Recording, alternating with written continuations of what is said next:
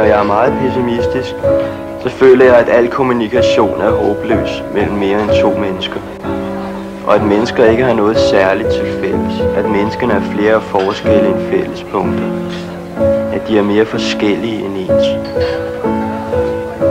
Jeg håber og jeg tror egentlig også, at menneskene er mere til fælles end de er forskellige.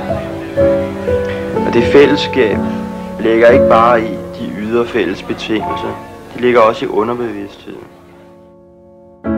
Hvor mange vågner og tjekker deres telefon og tænker, at jeg savnede på internettet af nogen. Jeg har en tom dag, jeg skal fylde ud med handlinger, som jeg skal uploade til mit virale liv.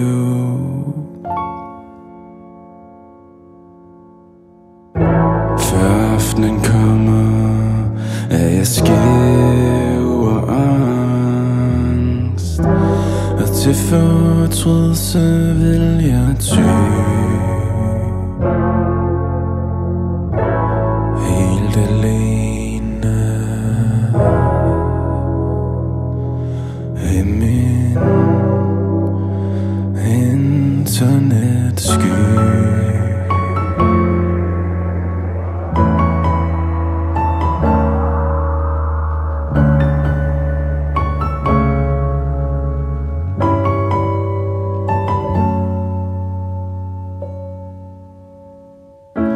Hvor mange vågner og tænker, det kører ikke.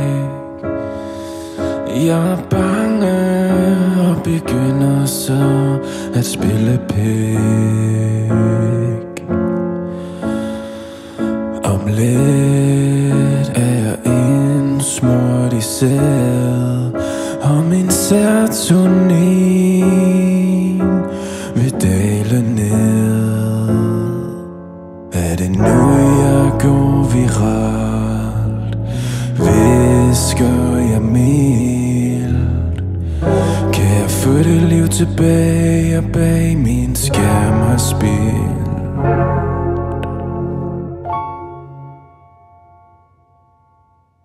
Ensom online, bare lidt ensom online. Red mig, algoritme. De gav mig en envejs kommunikation, hvor de taler til mig, men jeg bliver ikke hørt af nogen.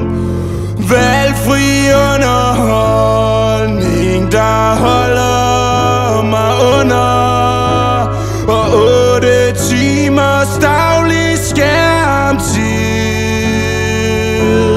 Nu er jeg mentalt invalid og på førtid. Jeg kan ikke fokusere, men jeg kan virkelig relatere, når de siger her 5 og du kan blive til mere.